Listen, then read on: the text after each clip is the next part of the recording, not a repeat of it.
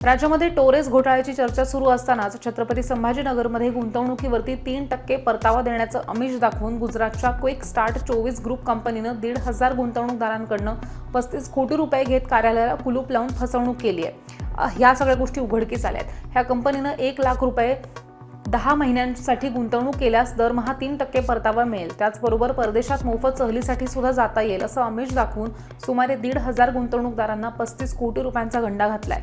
विशेष म्हणजे ह्या कंपनीमध्ये गुंतवणूक करणाऱ्या गुंतवणूकदारांची नोटरी रजिस्ट्री ही गुजरातमध्ये केली गेली आहे। शहरातील जिन्सी पोलीस ठाण्यामध्ये कंपनीचे संचालक हर्षल गांधी, प्रतीक शहा यांच्यासह शाखा व्यवस्थापक शीतल सुधाकर मोतिंगे, विठ्ठल भागाजी तांदळे यांच्यावरती गुन्हा दाखल झालाय। शीतल सुधाकर मोतिंगे, विठ्ठल भागाजी तांदळे ह्या दोघांना पोलिसांनी अटक केली आहे आणि ह्या प्रकरणी छत्रपती संभाजीनगरच्या आर्थिक गुन्हे शाखेकडून पुढील तपासही सुरू आहे।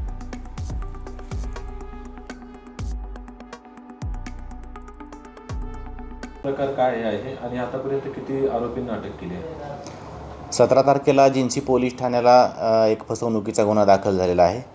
त्याच्यामध्ये क्विक स्टार्ट 24 या नावाची एक कंपनी स्थापन करण्यात आली। त्याचे 2 ब्रँचेस 2 कार्यालय शहरामध्ये चालू करण्यात आली। प्रत्येक कार्यालयाला एक मॅनेजर ठेवण्यात आलेला होता। एकूण 4 आरोपी या गुन्ह्यामध्ये आहेत। 4 पैकी 2 आरोपींना अटक करण्यात आलेली आहे आणि 2 आरोपींचा 23 तारखेपर्यंत पोलीस कोठडी मिळालेली आहे। किती कोटींची ही फसवणूक आहे? साधारणतः आत्तापर्यंत जी आपल्याकडे माहिती आहे त्याप्रमाणे एक 35 कोटीपर्यंतची ही फसवणूक आहे। किती लोकांना यामध्ये वेगवेगळ्या लोकांची संपर्क करून त्यांना या कंपनीमध्ये गुंतवणूक करण्यासाठी प्रलोभन दिलं। त्याच्यामध्ये मंथली त्यांना 3% रिटर्न मिळतील असं त्यांना सांगून त्यांनी लोकांनी गुंतवणूक केलेली आहे।